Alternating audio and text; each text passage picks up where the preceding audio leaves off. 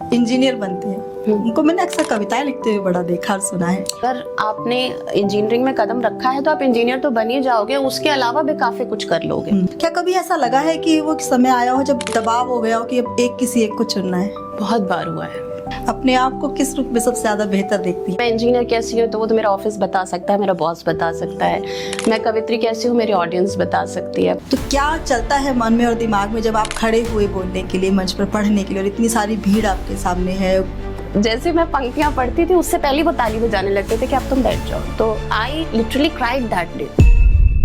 मेरे आसपास जो लोग थे तो वो मुझे बहुत अप्रिशिएट करते थे कि तुमने तो बहुत अच्छा लिखा है, लेकिन मैं जानती थी कि वो कितना अच्छा है। वाह वाह कमाल कर दिया, ये सब बोलने वाले तो बहुत लोग होते हैं। 4-5 लोग ऐसे होने चाहिए जो बोले कि इसे फाड़ के फेंक दो, ये कूड़ा है। और आपको लिखने के बाद सबसे पहले उनको दिखाना है। जैसे अभी आपने माया गोविंद जी का नाम लिया कि अब हमें वापस से वैसी कवियत्रियों की जरूरत है। इसमें बदलाव तो निश्चित रूप से चाहिए, लेकिन आप एक बात समझिए कि आप अगर मीराबाई की कविताएं माया गोविंद के समय में सुनाएंगे तो कोई नहीं सुनेगा।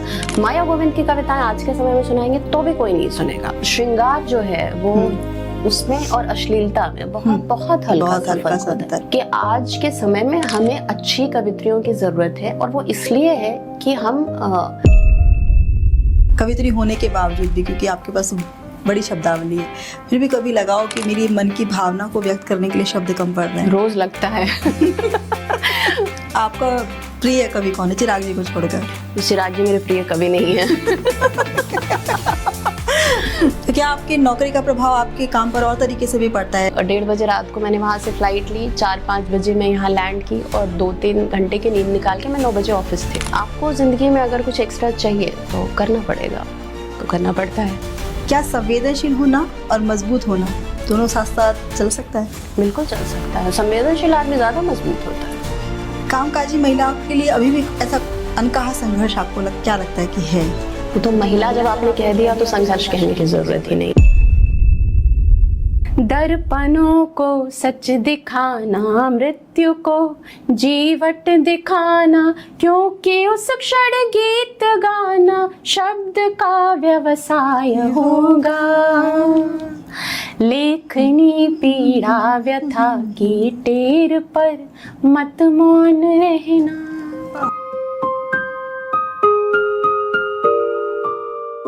नमस्कार मनीषा जी, आपका रचनाशाला स्टूडियो में बहुत बहुत स्वागत है। थैंक यू सो मच रचना जी। मैं आपको एक कवियत्री के रूप में जानती हूँ जी, और साथ में आप एक इंजीनियर भी हैं। हाँ बिल्कुल। लेकिन इससे पहले तक की यात्रा, जैसे आपका बचपन कहाँ बीता, आपकी पढ़ाई कहाँ हुई, ये कवियत्री बनने तक की जो आपकी पूरी यात्रा, इसके बारे में हमें कुछ बताइए। मैं मूलतः बिहार से हूँ। बिहार में एक छोटा सा गांव है शुभई, हाजीपुर ज़िले में आता है ये। तो वहाँ मेरी पैदाइश हुई और केवल पैदाइश ही हुई। मैं बहुत कम रही हूँ बिहार में, 2-3 साल तक। उसके बाद हम लोग गोरखपुर शिफ्ट हो गए। मेरे फादर की जॉब वहाँ पर थी तो वो वहाँ पे शिफ्ट हो गए। मेरी 12वीं तक की शिक्षा वहाँ से हुई है, गोरखपुर से। उसके बाद क्योंकि गोरखपुर उस समय तो बहुत ही छोटा शहर था, आज तो वो योगी जी की कॉन्स्टिट्यूंसी है तो आज तो वहाँ के क्या ही कहने, लेकिन उस समय वहाँ बहुत ज़्यादा संभावनाएं थी नहीं। तो वहाँ से निकलकर मुझे आगे की पढ़ाई के लिए इलाहाबाद जाना हुआ। वहाँ से मैंने डिप्लोमा इन इंजीनियरिंग की। उसके बाद मैं दिल्ली आ गई आगे पढ़ाई करने के लिए। दिल्ली के जामिया मिलिया इस्लामिया विश्वविद्यालय से मैंने इलेक्ट्रॉनिक्स एंड कम्युनिकेशन में BE की और फिर मेरी जॉब लग गई दिल्ली में। तो मैं नवंबर 2008 से दिल्ली में ही हूँ। अब आपकी शादी भी दिल्ली में ही हुई? जी बिल्कुल, अब आप मुझे दिल्ली का कह सकते हैं। जो इंजीनियर बनते हैं उनको मैंने अक्सर कविताएं लिखते हुए बड़ा देखा और सुना है, आपने भी वही की? कुछ भी, मतलब आप तो कविताओं तक लिमिटेड है। मैं एक चीज़ जानती हूँ कि हम जब फर्स्ट ईयर सेकेंड ईयर में थे तो हमारे सीनियर्स कहते थे कि अगर आपने इंजीनियरिंग में कदम रखा है तो आप इंजीनियर तो बन ही जाओगे, उसके अलावा भी काफ़ी कुछ कर लोगे। तो मुझे ऐसा लगता है कि मैं अपने कम से कम 5-10 दोस्तों को जानती हूँ जो इंजीनियरिंग के अलावा दूसरे फील्ड्स में बहुत अच्छा कर रहे हैं। तो कविता तक ही ये सीमित नहीं है, एक इंजीनियर कुछ भी कर सकता है। ये होता है ना, इंजीनियर तो हम पेरेंट्स के लिए बन गए, क्योंकि आज भी बच्चों पे बचपन से पेरेंट्स का दबाव रहता है, या तो डॉक्टर बनना है, इंजीनियर बनना है। तो यही कोई दबाव था, लेकिन अंदर तो एक कवियत्री चल रही जिंदा थी, या बड़ी हो रही थी धीरे धीरे, तो उसको जैसे ही जगह मिली, समय मिला, तो वो प्रतिभा निकल कर सामने आई, ऐसा कुछ रहा? मेरे साथ अच्छी बात ये थी कि मुझे समय के साथ अपने बारे में भी जानने का मौका मिला। जब तक मैं पढ़ाई कर रही थी, मैं सचमुच पढ़ना ही चाहती थी, इंजीनियर ही बनना चाहती थी। मुझे अच्छी लगती थी कविताएं। मैं मैथ्स की स्टूडेंट थी। हमारे यहाँ आप अभी तो मुझे नहीं पता क्या है, लेकिन जिस समय मैं पढ़ाई कर रही थी, आपको उत्तर प्रदेश में अनिवार्य रूप से हिंदी और संस्कृत 8वीं तक पढ़ाई जाएगी। तो ये तो दिमाग में पहले से था कि मुझे मतलब साइंस ही पढ़ना है, मुझे कविता या होम साइंस इन सब में कुछ खास रुचि थी नहीं। लेकिन समय के साथ जैसे जैसे मैं बड़ी हुई, थोड़े से अनुभव मेरे आए, और लोगों की स्लैम बुक वगैरह भरते हुए जब मुझे कुछ लिखना होता था, तो मुझे बड़ा अच्छा लगता था कि मैं कोई अलग शब्द लिखूं, कुछ ऐसा लिखूं जो कहीं सुना नहीं गया हो। लेकिन तब मुझे समझ नहीं आया कि ये मेरा लेखन के प्रति एक रुझान है, तब नहीं समझ में आया। तो उस समय तो मैंने मैथमेटिक्स लिया, पढ़ाई करी, और उसके बाद मैं इंजीनियरिंग में चली गई। लेकिन लिखने का जो शुरुआत है, जो अंकुरण है कविता का, वो उस समय मेरे साथ घटित हो गया था। और उसका श्रेय इसी चीज़ को जाता है कि 8वीं तक अनिवार्य रूप से हमने बहुत अच्छी हिंदी पढ़ी है उत्तर प्रदेश में अभी भी, क्योंकि शिक्षा का माध्यम हिंदी है और जो हमारा हिंदी का सिलेबस है वो बहुत अच्छा है। तो मैंने जब महादेवी वर्मा, जयशंकर प्रसाद, इन लोगों को पढ़ा, तो मुझे बड़ा अच्छा लगता था। समझ तो नहीं आता था कि क्या अच्छा लग रहा है, पर अच्छा लगता था। हाँ। तो वहाँ से धीरे धीरे मैंने लिखना शुरू किया। 8वीं 10वीं तक आते आते मैं टूटी फूटी कविताएं लिख लेती थी, लेकिन उनको ना तो आप गीत कह सकते हैं, ना कविता कह सकते हैं, वो केवल भावों की अभिव्यक्ति थे। तो ऐसे ही बस हो गया। फिर मंच तक कैसे यात्रा हुई आपकी? मंच तक आने के लिए कभी सोचा नहीं था। आप इसको इन्फीरियॉरिटी कॉम्प्लेक्स कहिए या जो भी कहिए, मुझे अपने किए हुए काम में हमेशा से इम्प्रूवमेंट की गुंजाइश दिखती है। चाहे वो पढ़ाई हो, मतलब लोग होते हैं ना कि अगर पढ़ाई कर ली और उसके बाद उनको 80% मार्क्स मिल गया तो उनको लगता है मैंने तो कमाल कर दिया। मैं खुश जल्दी नहीं होती थी। तो जब मैं पढ़ती थी तब भी अगर मैं टॉप कर जाऊँ तो ठीक है, किसी से भी 2-4 नंबर पीछे रह गए तो मुझे अच्छा नहीं लगता था। इसी तरह जब मैं कविताओं में आई तो मैं लिखती थी, मेरे आसपास जो लोग थे, क्योंकि वो खुद नहीं लिखते थे, तो वो मुझे बहुत अप्रिशिएट करते थे कि तुमने तो बहुत अच्छा लिखा है, तुम्हारी तो किताब आनी चाहिए। लेकिन मैं जानती थी कि वो कितना अच्छा है, क्योंकि अच्छा किसको कहते हैं, अच्छी कविता किसको कहते हैं, वो मुझे पता थी। मैं वैसा ना लिख पाऊँ वो अलग बात है, लेकिन अच्छी कविताएं मैंने पढ़ी थी, मुझे पता था कि मानक क्या है, स्टैंडर्ड क्या है।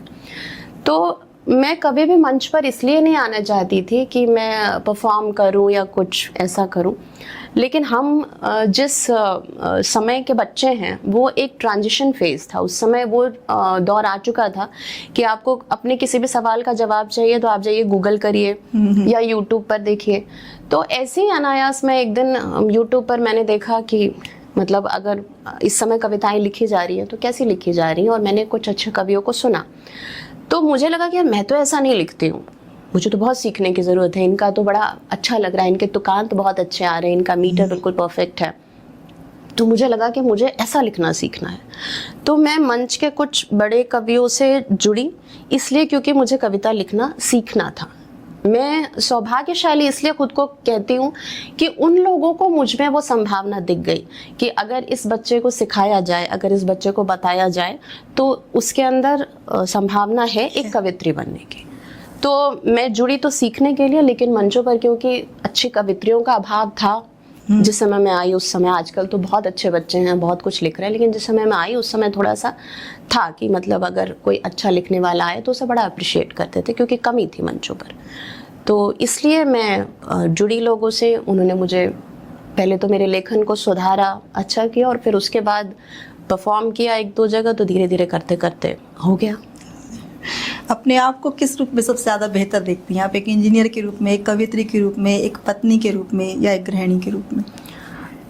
ये तो भाई जो एक मंच कलाकार के रूप में नहीं देखिए, अब जैसे अगर आप पूछें कि मैं इंजीनियर कैसी हूँ तो वो तो मेरा ऑफिस बता सकता है, मेरा बॉस बता सकता है।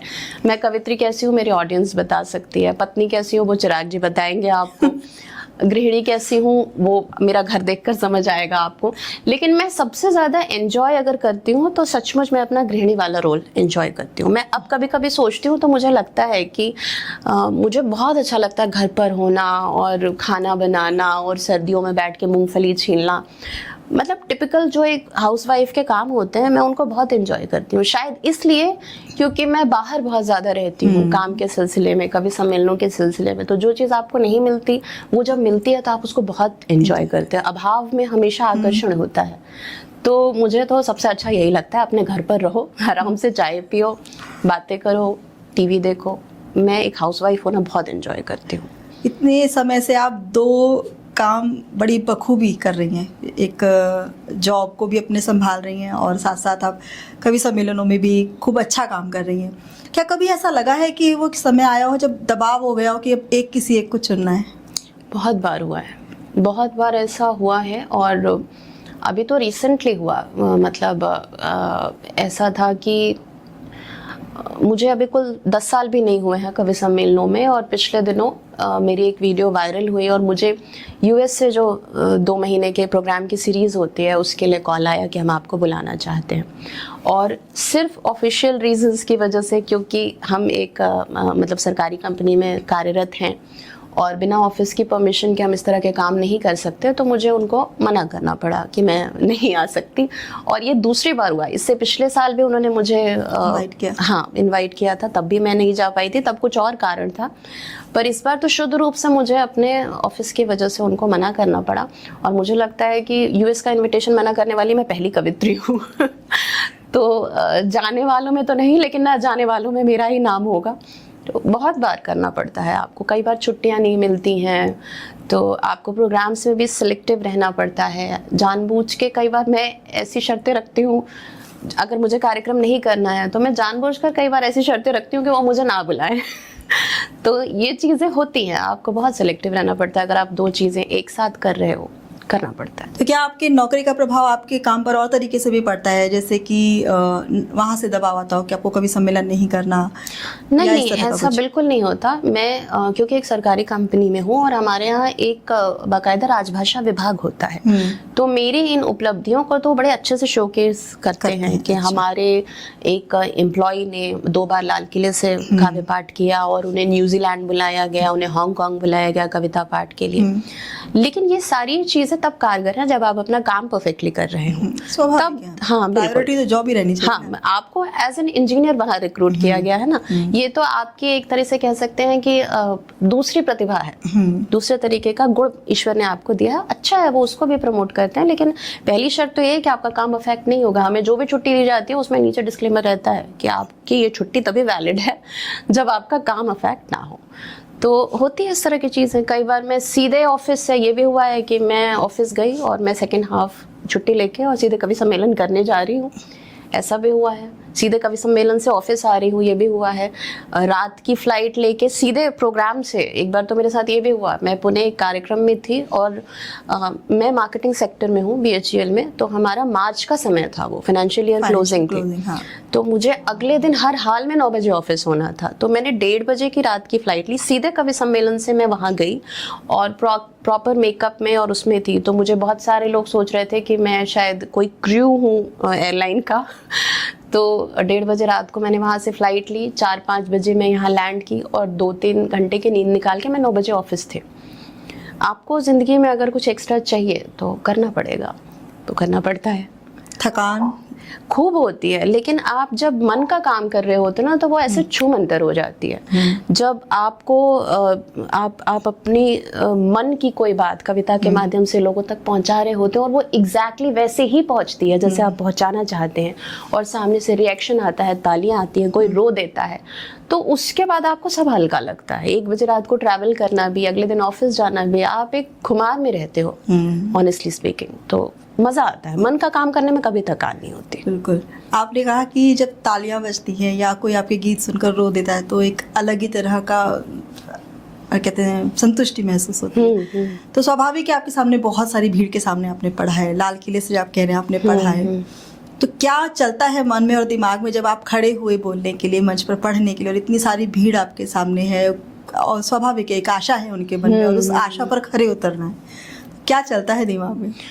जब मैं मतलब शुरू में आई थी तब तो केवल नर्वसनेस होती थी और कुछ नहीं होता था, सिर्फ डर लगता था और मुझे समझ में नहीं आता था कि ये डर कैसे ख़त्म होगा। हालांकि मैं आपको बताऊं, मैं बहुत अच्छी डिबेटर रही हूँ स्कूल कॉलेज के टाइम में, तो मुझे मंच फेस करने से कभी डर नहीं लगा। मैं कभी भी लोगों को फेस करने से या फिर पब्लिक स्पीकिंग में कभी भी कमज़ोर नहीं रही हूँ।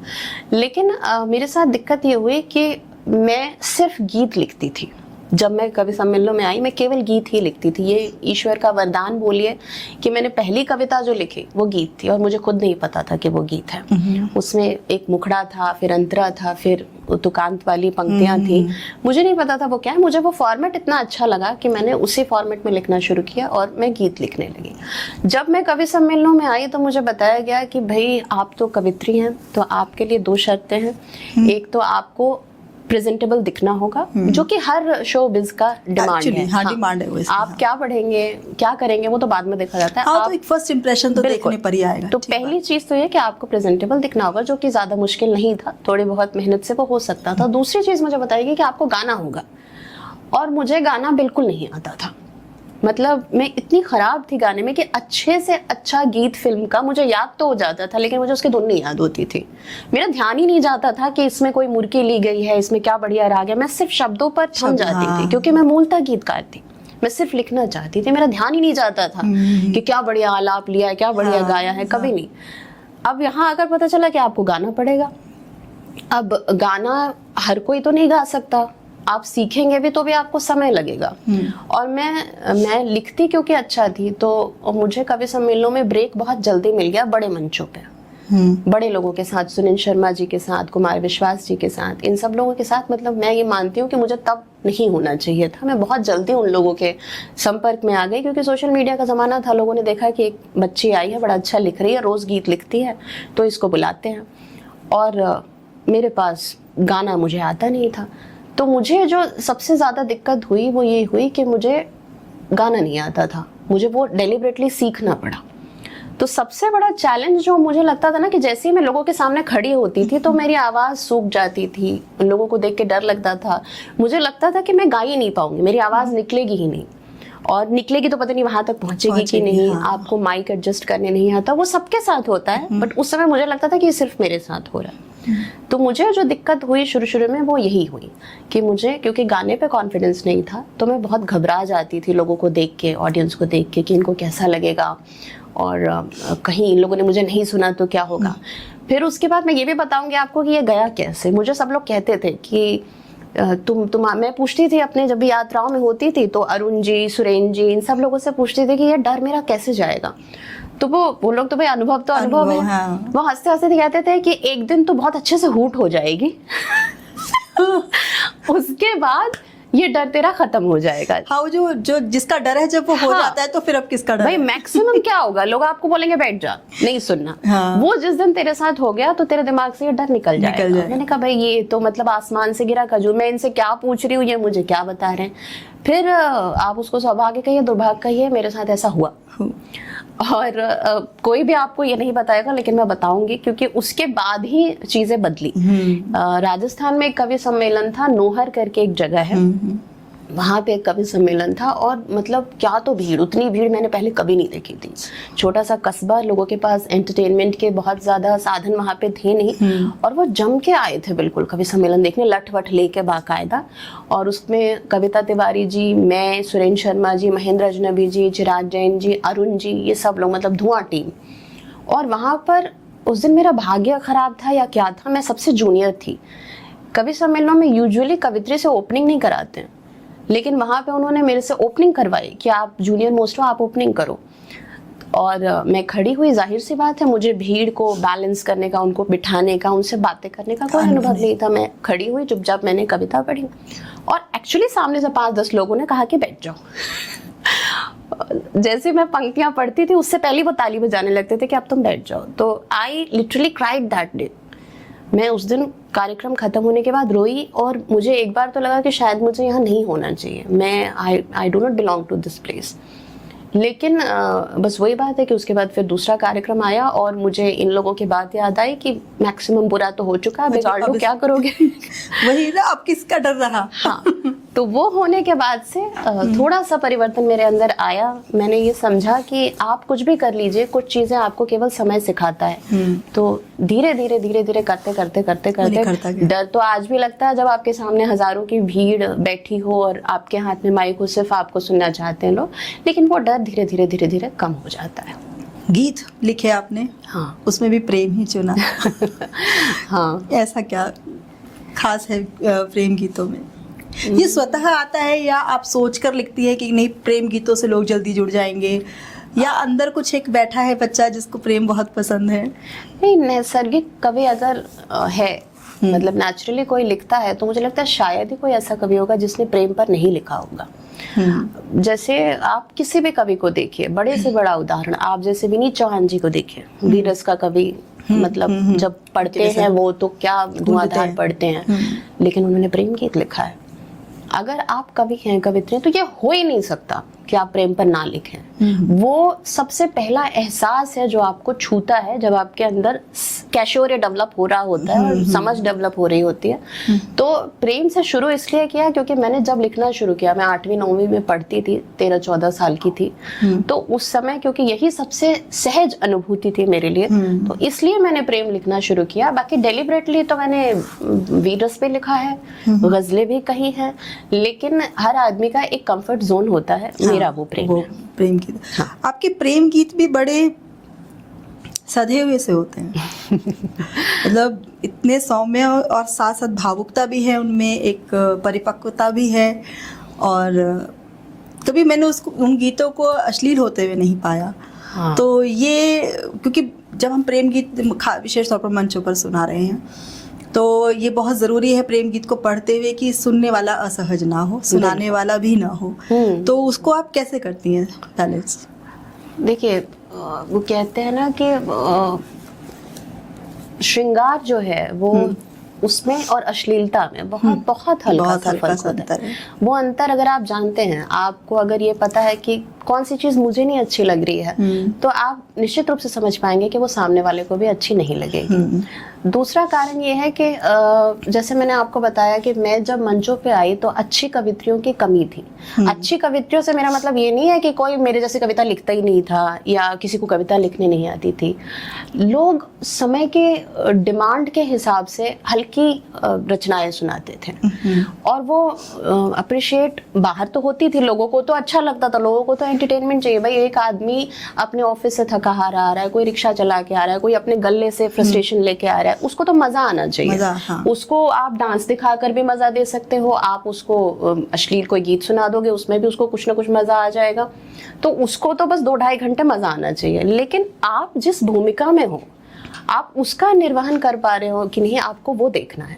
तो मैं सौभाग्यशाली हूँ कि मैं जिन लोगों के संपर्क में आई, जो मेरे शुरुआती दिनों में जो लोग मेरे मेंटर रहे, उन्होंने मुझे ये चीज़ बहुत अच्छे से कन्वे की कि आज के समय में हमें अच्छी कवित्रियों की ज़रूरत है। और वो इसलिए है कि हम कविता का जो वास्तविक स्वरूप है, जो इंदिरा इंदु जी पढ़ती थी, जो माया गोविंद जी पढ़ती थी, और जो प्रभा ठाकुर जी पढ़ती थी, हम वो स्वरूप वापस लाना चाहते हैं। तो होता है ना कि आपको क्या करना है ये तो कोई नहीं बताता, क्या नहीं करना है ये मुझे बहुत अच्छे से बताया गया। जैसे अगर कोई कविता ही लिख रहा है, लेकिन अगर उसको उनके बड़े कुछ सलाह भी दे रहे हैं, तो क्या उनमें इतनी सुनने की क्षमता है? मैं दूसरों का तो नहीं बता सकती, लेकिन कुछ चीजें जो मैं अपने बारे में बहुत अच्छे से जानती हूँ कि मुझे जिस फील्ड का पता नहीं होता, मैं उसमें सरेंडर कर देती हूँ। जैसे अगर मैं डॉक्टर के पास जाऊँ किसी प्रॉब्लम को लेकर और उसने बोला कि आज आपका ये ऑपरेशन होना है, तो क्योंकि मुझे कुछ नहीं पता, मैं सरेंडर कर दूंगी कि भाई आप करो। तो सिमिलरली मुझे कवि सम्मेलनों के बारे में कुछ नहीं पता था, तो मैं जिन लोगों से संपर्क कर रही थी, मुझे उन पर विश्वास करना पड़ेगा। वो जो कह रहे हैं मुझे मानना पड़ेगा, क्योंकि मुझे तो कुछ भी नहीं पता। हाँ, आप मेरे फील्ड में आइए तो मैं जरूर बताऊंगी कि नहीं, ये जो चिप है ये ऐसे नहीं डिजाइन होगी, ये रजिस्टर यहाँ ठीक से नहीं, क्योंकि मैंने पढ़ा है, वो मुझे पता है, मेरा ज्ञान उस क्षेत्र में आपसे ज्यादा है। मैं जिन लोगों के पास गई उनका ज्ञान मेरे से ज्यादा था उस क्षेत्र में, इतनी जितनी मेरी उम्र नहीं थी उससे ज्यादा तो उनको कवि सम्मेलनों में समय हो गया था। तो मैंने तो मानी बात है और मुझे उसका फायदा भी हुआ। प्रेम गीत जो आप लिखते हैं उसमें इतनी शालीनता, वो तो आपने बताया कि क्यों आपने और किस तरह से आपको मार्गदर्शन मिला तो आपने बनाए रखा। क्या इसका खामियाजा भी भुगतना पड़ा? नहीं, बिल्कुल नहीं। लोग क्या है, एक्सेप्ट करते हैं चीज़ों को, है ना। कोई भी ऑडियंस, जैसे कवि सम्मेलन में जो लोग आते हैं वो सारे अच्छे घरों के होते हैं, संभ्रांत घरों के होते हैं और फैमिली के साथ आते हैं। तो कोई भी ऐसा नहीं चाहता कि वहाँ कुछ ऐसा हो, ठीक है। अगर ऐसा होगा तो वो तो आएंगे बट अपना परिवार नहीं लाएंगे, ये चेंज होगा। ऑडियंस तो आएगी पर आप कविताओं के माध्यम से वो परिवर्तन नहीं ला पाएंगे जो आप लाना चाहते हैं। जब तक आपकी बेटी, आपकी पत्नी, आपकी माँ कविताओं से नहीं जुड़ेगी तब तक आप पूरे के पूरे समाज को अगर कोई मैसेज देना चाहते हैं तो वो नहीं दे पाएंगे। तो मैंने जब ये चीज़ चेंज की, जैसे आपको एक एग्जांपल देके मैं बताती हूँ कि एक टाइम था हमारे समय में बहुत सारी फिल्में आ रही थी हल्की फुल्की सी और गोविंदा की डांस की, कॉमेडी की। उस समय एक फिल्म आई विवाह, उसको लोगों ने हाथों हाथ लिया, जबकि उसमें रविंद्र जैन का संगीत और शुद्ध हिंदी भाषा, बिल्कुल पारिवारिक संस्कार दिखाए गए। जो हीरोइन थी वो सूट सलवार से बाहर नहीं आई और शादी वादी सब बिल्कुल कल्चर वैसे दिखाया गया जैसे होता है भारतीय घरों में। उस फिल्म को लोगों ने इतना अप्रिशिएट क्यों किया? क्योंकि सच्चाई तो वही है, वो लोगों की आंखों से ओझल हो गई थी, है ना। तो मुझे नहीं लगता कि आज के समय में कोई भी भारतीय स्त्री इस तरह के गीत गाती है कि कुंडी मत खड़काओ राजा, सीधा अंदर आओ राजा। मुझे नहीं पता कि हमारे घर परिवार में कोई अगर अपने पति को, अपने प्रेमी को मिस कर रहा है तो क्या ऐसा गीत गाएगा? नहीं गाएगा, नहीं गाएगा। तो वो जो गाएगा, जो मैंने देखा है, मतलब मेरी माँ को, मेरी मौसी को, मेरी चाचियों को, जो जैसे गीत मैंने उनको गाते देखे हैं, लोक शैली के गीत, उनसे मैंने प्रभावित होकर हिंदी के गीत लिखे और वो लोगों को इसलिए पसंद आए होंगे क्योंकि उन्होंने भी अपनी माँ बहनों को वही सब गीत गाते देखा होगा। तो मुझे ये चैलेंज बिल्कुल भी फेस नहीं करना पड़ा। लोगों ने हाथों हाथ लिया। हाँ बिल्कुल। कवि सम्मेलनों में हमने देखा है कि आप अक्सर ये तंज भी कसती हैं मंच पर कि ये इतने सारे कवियों में एक कवित्री मिला है तो ये आपकी प्रतिभा है। तो ये सिर्फ प्रतिभा है कि ये क्यों है ऐसा? देखिए, अब हमारे पास एक माध्यम है तो हम उस माध्यम से कहते हैं। मुझे कोई सटीक उत्तर तो आज तक इस सवाल का नहीं मिला कि क्यों 5-7 लोगों की टीम में एक ही कवित्री होती है। बट उस चीज़ को मैं एक यूएसपी की तरह यूज़ करती हूँ, बोलती हूँ। मुझे वो कमी खलती है क्योंकि भाई अगर 2-3 कवित्रियाँ हो तो हम भी गॉसिप करें, हम भी किसी की बुराई करें, हम भी कुछ करें, बट वो नहीं होता है। तो कहीं ना कहीं वो मुझे लगता है कि मैसेज जाना चाहिए, हमारी भागीदारी भी अच्छी होनी चाहिए कवि सम्मेलनों में। हालांकि दूसरी ओर आप ये भी देखेंगे कि कवित्री सम्मेलन होते हैं उसमें एक कवि भी नदारद होता है, एक भी नहीं बुलाया जाता वो तो बहुत कम होते हैं, वो तो किए जाते हैं पर्पसफुली। हाँ। तो बस ऐसे ही आप मंचों पर जाती हैं, वहाँ पर आपको क्या कभी ऐसा लगा है कि मुझे अपने आत्मसम्मान को बनाए रखने के लिए किसी चुनौती का सामना करना पड़ा हो या कोई ऐसा स्थिति बनी हो जहाँ मैंने मंच से ज़्यादा अपने आत्मसम्मान को चुना हो? ये स्थिति मंच पर ही क्यों, बहुत बार सामने आई है। मतलब मुझे लगता है कि अगर आप एक स्त्री हैं तो आप किसी भी फील्ड में हैं, आपके सामने ये चुनौती आएगी। अगर आप घर से बाहर निकली हैं तो आपको ये चीज़ तो फेस करनी पड़ेगी। इसमें कवित्री होने का कोई लेना देना नहीं है। बहुत बार ऐसा होता है कि आपको ऑफिस में भी कोई काम इसलिए गिव अप करना पड़ता है क्योंकि आप उसमें मतलब अपने आप को सहज नहीं पा रहे। मतलब मुझे समझ नहीं आता कि जो काम मैं 9 से 5:30 आराम से कर सकती हूँ, क्यों आप चाहते हैं कि मैं 5:30 के बाद रुक कर उस काम को करूं और अपने नंबर बनाऊं कि देखो मैं लेट तक रुक कर काम कर रही थी। मैं अपना घर चलाने के लिए नौकरी करने गई हूँ, नौकरी के लिए थोड़ा ना घर चला रही हूँ। तो इट्स एब्सोल्युटली फाइन कि अगर मैं कुछ कर रही हूँ वो शाम तक नहीं खत्म हुआ तो मैं 1-2 घंटा रुक कर और अपनी जिम्मेदारी पूरी करूँ। लेकिन क्योंकि ऑफिस में ये अच्छा समझा जाता है कि अगर आप शाम को रुक कर काम कर रहे हैं तो ही आपको एफिशिएंट समझा जाता है। ये साबित करने के लिए मैं वहाँ रुकूँ, मुझे वो ठीक नहीं लगता है। तो वहाँ भी कई बार गिव अप करना पड़ता है और कवि सम्मेलनों में तो करना ही पड़ता है क्योंकि कवि सम्मेलन एक शो बिजनेस है। तो कई बार आपसे ऐसी डिमांड्स की जाती हैं जो आपको ठीक नहीं लगती। जैसे आजकल अब तो बहुत कम हो गया है, मैं जिस समय आई थी उस समय ये प्रचलन था कि संवाद होते थे, संचालक कुछ बोलेगा फिर आप कुछ बोलिए और जब आप सवाल कीजिए। इस तरह की चीज़ें आई तो वो हमें छोड़नी पड़ी क्योंकि मतलब हम कर सकते हैं कि नहीं कर सकते वो तो अलग बात है, हम कर ही नहीं पाएंगे, वो हो ही नहीं सकता। जो लोग वो करते हैं मैं सचमुच उनको बहुत ज़्यादा बधाई देती हूँ, उनको बहुत अप्रिशिएट करती हूँ क्योंकि वो आसान काम नहीं है, वो बहुत मुश्किल है। बट मैं इसलिए नहीं करती क्योंकि मैं सहज नहीं हूँ। तो बहुत जगह मैंने छोड़ा है जहाँ मुझे लगा कि नहीं ये तो डिस्ग्रेसफुल हो जाएगा, ये मेरे हिसाब से ठीक नहीं है, तो छोड़ा है मैंने। ये लगता है आपको कि इस तरह की जब चीज़ें मंचों से जाती हैं, बेशक दर्शक हंस रहा है, चाहे वो एंजॉय कर रहा है, लेकिन एक मानसिकता, एक सोच लेकर वहाँ से जा रहा है कि मंचों पर ये होता है, हाँ, तो इसका प्रभाव आगे आने वाली पीढ़ियों को भुगतना पड़ता है, विशेष तौर पर लड़कियों को।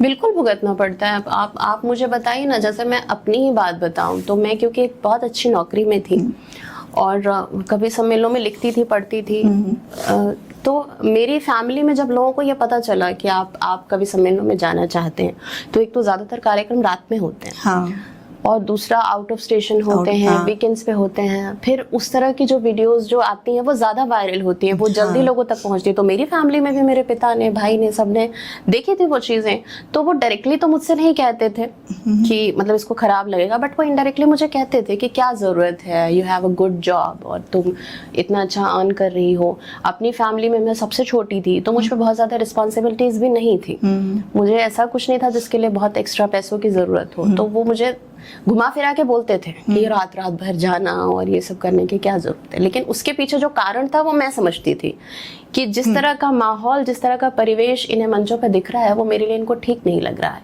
लेकिन मैंने उनको किसी तरह समझाया कि आप किनारे बैठकर कोसते रहो कि अरे ये तो बड़ा गंदा है, ये तो बड़ा खराब है, उससे अच्छा है कि मुझे करने दीजिए, मैं 2-4 कवि सम्मेलनों में ही सही अच्छी कवित्री की भूमिका निभा पाऊंगी, और सब कुछ तो नहीं बदल सकती, पर कुछ भी बदल पाऊंगी तो शायद और 2-4 लड़कियां आ जाएंगी वैसे ही करने। तो इसलिए मैंने कोशिश की। अभी उनको कैसा लगता है? पता नहीं अच्छा, इस मामले में मेरी फैमिली बहुत कम एक्सप्रेसिव है। हाँ। मतलब वो बाहर तो दूसरों से तो बहुत कहेंगे कि अरे हमारी बिटिया को देखा, वहाँ ये किया, वहाँ वो किया, वहाँ अरविंद केजरीवाल आए थे, वहाँ पे कविता पाठ किया, बट पता नहीं कि वो मेरे सामने एक्सप्रेस नहीं करते। मेरे सामने हाँ ठीक है कर लिया, हाँ देखा था, ठीक है तो ये चीज़ है। वर्क लाइफ बैलेंस, क्योंकि एक महिला है, स्वाभाविक है कि घर और काम दोनों को बैलेंस करना, और आपके पास तो 2-2 काम है। लोग एक नौकरी और घर में ही इतना उलझ कर रह जाते हैं कि शौक के लिए जगह ही नहीं रहती। तो अब आपने जब ये तीनों चीज़ें जब बैलेंस करती हैं तो कहाँ परेशानी आती है? ये लगता है कि अगर करना चाहें तो हो जाता है? नहीं, ऐसा बिल्कुल नहीं है। आपके पास टाइम तो 24 घंटे ही है, और ये सब फालतू की बातें हैं कि टास्किंग हो सकते हैं और कर सकते हैं। आप जब भी एक जगह से अपना फोकस हटाकर दूसरे पे डालते हो तो जो पहली वाली जगह है उस पर प्रभाव पड़ता है। अब वो आप किस हद तक उसको अफोर्ड कर पाते हो, किस हद तक आपके लिए वो है सही, सहज, वो आपके ऊपर है। मेरे साथ प्लस पॉइंट ये है कि मैंने जिससे शादी की वो खुद भी एक कवि है, तो वो समझते हैं कि एक नया गीत जब कोई लिखता है तो उसको सुनाने की कितनी बेचैनी होती है। जब आपके पास कोई प्रोग्राम आता है तो आपको कितना अच्छा लगता है कि लोग मुझे सुनना चाहते हैं। तो मुझे कहीं ना कहीं वो सपोर्ट जो है वो बहुत अच्छा मिला, और इस वजह से मैं अभी भी ये कह रही हूँ, मैं 100% तो अभी भी नहीं कर पाती वर्क लाइफ बैलेंस जैसा कुछ भी, लेकिन कुछ हद तक मैं अपने आप को संतुष्ट कर पा रही हूँ, अपने कवि सम्मेलनों से भी, अपने काम से भी, अपने घर से भी, तो खुद को भी। हाँ बिल्कुल, सबसे ज़रूरी तो यही है। हाँ। जब कविता लिखी कोई, हाँ। और क्योंकि आप भी कवि हैं और आपके हस्बैंड भी कवि हैं, तो मुझे लगता है कि आप उनको ज़रूर सुनाती होंगी सबसे पहले। बिल्कुल। हाँ, तो वो जब कविता सुनाती हैं वहाँ से स्वाभाविक है सकारात्मक नकारात्मक दोनों तरह की प्रतिक्रिया आती होगी, समीक्षा तो होती ही होगी। बिल्कुल होती है, और मैं ही नहीं सुनाती, वो भी सुनाते हैं, बट हम दोनों ने एक दूसरे को ये अधिकार दे रखा है कि हम कम से कम कविता के मामले में झूठी प्रशंसा नहीं करेंगे। तो मैं अगर तैयार हूँ और पूछूं कि मैं कैसी लग रही हूँ, तो मैं ज़रूर एक्सपेक्ट करती हूँ कि वो बोले कि अच्छी ही लग रही हो लेकिन कविता लिखकर मैं इसी आशा से सुनाती हूँ कि वो अच्छा बोले ना बोले, जो खराब है वो पहले बता दे। तो हम ये करते हैं, हम लोगों ने एक दूसरे को ये अधिकार दे रखा है कि हम सामने वाले के मुंह पे बोलते हैं कि ये तुमने बकवास लिखा है, इसे फाड़ के फेंक दो। तो शुरू में जब हमारी शादी नहीं हुई थी और हम बहुत अच्छा एक कॉन्वर्सेशन कर पाते थे बौद्धिक लेवल पे, अब शादी के बाद तो वो पॉसिबल ही नहीं है लेकिन तब ऐसा होता था कि हम बताते थे एक दूसरे को कि आपके आसपास वाह वाह कमाल कर दिया और अद्भुत अकल्पनीय, ये सब बोलने वाले तो बहुत लोग होते हैं। 4-5 लोग ऐसे होने चाहिए जो बोले कि इसे फाड़ के फेंक दो, ये कूड़ा है, और आपको लिखने के बाद सबसे पहले उनको दिखाना है। तो इसलिए वो पहला अधिकार अभी भी उनके पास है, और उनके लिखे का भी मेरे पास है। हम सबसे पहले एक दूसरे को क्रिटिसाइज करते हैं, बहुत निष्ठुर होकर सुनते हैं, कोशिश करते हैं कि कमियां पहले बताएं, अच्छाई बाद में बताएं। तो ये प्लस पॉइंट है हमारे पास। मंचों पर जो महिलाएं सक्रिय हैं, तो उसमें आपको लगा कि समय के साथ बदलाव आया है? तो कैसा बदलाव आया है? जैसे अभी आपने माया गोविंद जी का नाम लिया कि अब हमें वापस से वैसी कवियत्रियों की ज़रूरत है, तो क्या लगता है आपको कि ये बदलाव जो है ये किस दिशा में जा रहा है? बदलाव तो हर क्षेत्र में हो रहा है ना, कविता में ही क्यों, किसी भी क्षेत्र में आप देखें तो बदलाव तो बहुत ज़रूरी है। जो कलाएं समय के साथ बदली नहीं है वो ख़त्म हो गई हैं, वो विलुप्त हो गई हैं। तो साहित्य, सिनेमा, ये सब समाज का रिफ्लेक्शन है, दर्पण है। इसमें बदलाव तो निश्चित रूप से चाहिए, लेकिन आप एक बात समझिए कि आप अगर मीराबाई की कविताएं माया गोविंद के समय में सुनाएंगे तो कोई नहीं सुनेगा, माया गोविंद की कविताएं आज के समय में सुनाएंगे तो भी कोई नहीं सुनेगा। तो आपको बदलना तो है, लेकिन बदलना है भाषा के हिसाब से, ट्रेंड के हिसाब से। आपको भाव नहीं बदलने। अगर कोई स्त्री अपना उसका पति परदेश चला गया है और वो उसको मिस कर रही है, उस पे गीत लिख रही है, तो उसके भाव तो वही होंगे ना, उतने ही शालीन, उतने ही शिष्ट, वैसे ही शर्माएगी वो उसको याद कर करके, वैसा ही अनुभूत करेगी। लेकिन वो कहेगी अगर आज के समय के हिसाब से, तो निश्चित से बात है कि उसमें कुछ आज के शब्द आएंगे, कुछ मॉडर्न शब्दावली आएगी, नवगीत जैसा कुछ आएगा।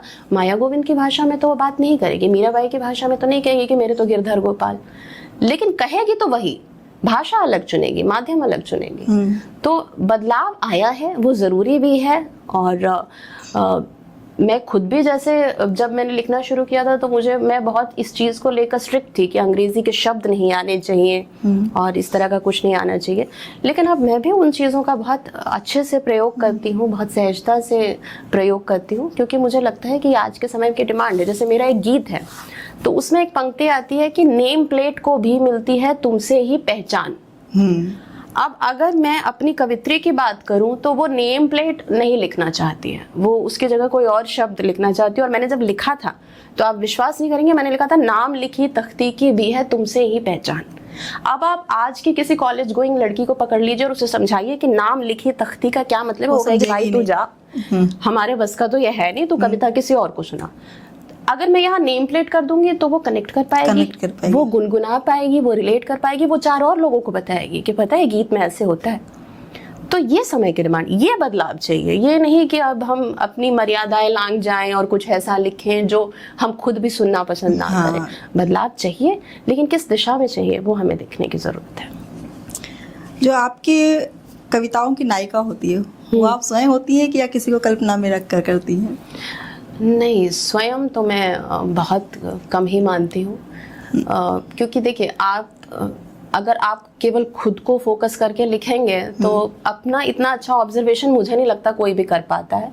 दूसरे लोगों की नज़र से जब आप खुद को देखते हैं तो ज़्यादा अच्छा ऑब्जर्वेशन आपका होता है और आपका जो कैनवास है वो भी बड़ा हो पाता है। तो मेरे जो भी गीत हैं वो अलग अलग परिस्थितियों में जन्मे गीत हैं। कुछ मुझ पर भी हैं, कुछ दूसरों पर भी हैं, कुछ बड़ी सामान्य सी परिस्थितियों में जन्मे गीत हैं। तो ऐसा नहीं है, जो कुछ भी मेरे ऑब्जर्वेशन में आता है मैं उस पर गीत लिखती हूँ। कभी ऐसा हुआ है कि कवित्री होने के बावजूद भी, क्योंकि आपके पास बड़ी शब्दावली है, फिर भी कभी लगाओ कि मेरी मन की भावना को व्यक्त करने के लिए शब्द कम पड़ रहे हैं? रोज लगता है। मैं आपको ईमानदारी से बताऊं तो मुझे नहीं पता कि जो लोग फ्री वर्स लिखते हैं, जो गज़लें कहते हैं, उनके साथ होता है कि नहीं होता है। गीत में क्योंकि आपको छंद फॉलो करना होता है, आपको मीटर फॉलो करना होता है। बहुत बार ऐसा होता है कि आपको लगता है कि ये शब्द नहीं, कुछ और लिखना चाहिए, या मैं ये नहीं कहना चाह रही। मतलब दूसरों का पता नहीं, मेरे साथ ऐसा हुआ है कि अगर जो मैं 100% सोच के चलती हूँ उसमें से 80% ही कागज पर आ पाता है। पूरे के पूरे भाव कभी नहीं आ पाते, उसमें तो समझौता करना ही पड़ता है। बहुत कम बार, मुझे लगता है आज तक जिंदगी में 4-5 बार ऐसा हुआ है, और वो गीत मैंने बिल्कुल अंडरलाइन करके रखे हुए हैं कि मैंने जो सोचा वो कागज पर उतार लिया और मैं रात भर आराम से सो पाई। ऐसा बहुत कम हुआ है और मुझे लगता है सबके साथ ये स्थिति होगी। 100% तो आप कभी नहीं लिख पाते, वो मन का एक अनकहा कोना हमेशा रह जाता है और वही फिर किसी और नए गीत को जन्म देता है। आपकी इंटरकास्ट मैरिज है और शायद थोड़ी लेट मैरिज भी है, तो जब इतना समय होता, हम ये देखते हैं अपने समाज में कि अगर लड़कियों को थोड़ा समय हो जाए शादी, लड़की क्या लड़कों के साथ भी होता है कि एक समय पर शादी ना हो तो रिश्तेदार समाज प्रश्न उठाने लगता है, और उस पर आपने एक अंतर जातीय विवाह का निर्णय लिया, तो क्या समस्या आपको लगा कि हुई? मुझे कोई समस्या नहीं हुई, जाहिर सी बात है मेरे आसपास के लोगों को समस्या हुई। मैं तो मतलब आप देखिए कि मैं पढ़ाई लिखाई कर रही थी, लगभग 27-28 साल की एज तक तो सचमुच मुझे फुर्सत नहीं थी। मतलब मैंने BE करी, फिर मतलब डिप्लोमा इन इंजीनियरिंग करी, फिर BHL ज्वाइन किया, फिर एज अ स्पॉन्सर कैंडिडेट मैं BE करने गई। तो 2016-17 तक तो मैं बिजी थी, तब तक तो मुझे बिल्कुल भी समय नहीं मिला कि मैं शादी के बारे में सोचूं। उसके बाद परिवार से दबाव नहीं है? बिल्कुल, कह तो रही हूँ कि 28 तक तो वो देख रहे थे ना कि मैं पढ़ रही हूँ, और मैं सबसे छोटी थी, तो थोड़ा उस चीज़ का भी एडवांटेज मिला मुझे कि ठीक है। मेरे घर में लोगों को ये भी पता है कि बहुत सॉर्टेड है, मतलब जबरदस्ती परेशान नहीं करेगी, इसको करना होगा तो बता देगी, नहीं करना होगा तो भी बता देगी।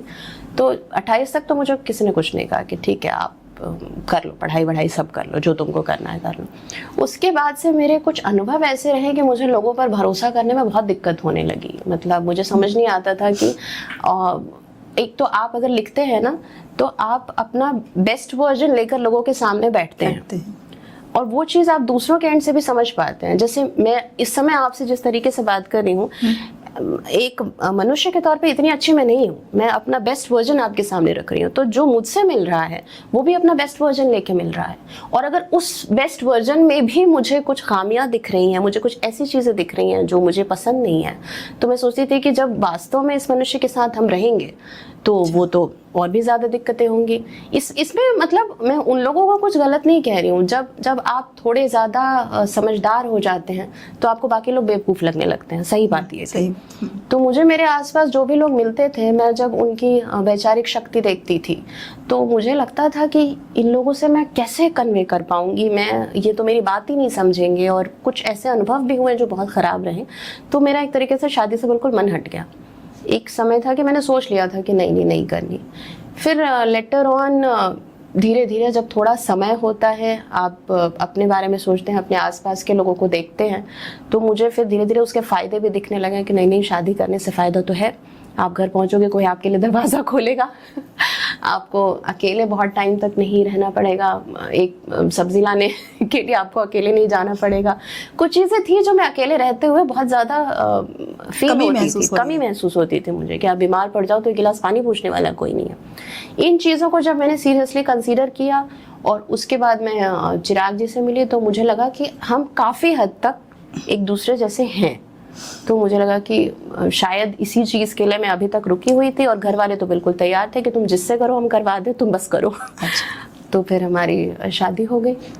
यदि मतलब अगर अपनी इस पूरी जर्नी में आपको, मैं कविताओं के क्षेत्र की बात कर रही हूँ, अगर किसी को श्रेय देना हो कि ये व्यक्ति हैं, अगर आप एक नाम लेना चाहें कि ये मेरे लिए एक मेंटोर की तरह आए, तो आप किसको श्रेय देना चाहेंगे? ऐसा एक तो कहना मुश्किल होगा। देखिए, जाहिर सी बात है कि मैं सबसे किसी ने तो पहली बार मंच पर आप, बिल्कुल जाहिर सी बात है, मैं सबसे पहली बार तो मैं मिली थी तो मैं चिराग जी से ही मिली थी। अच्छा। और उनको जो चीज़ मेरे में अच्छी लगी कि मैं सीखना चाहती थी, मैं अच्छा लिखना सीखना चाहती थी। मैं मंच पे जाने जैसा मेरा कोई मन नहीं था, मुझे बस अच्छा लिखना था।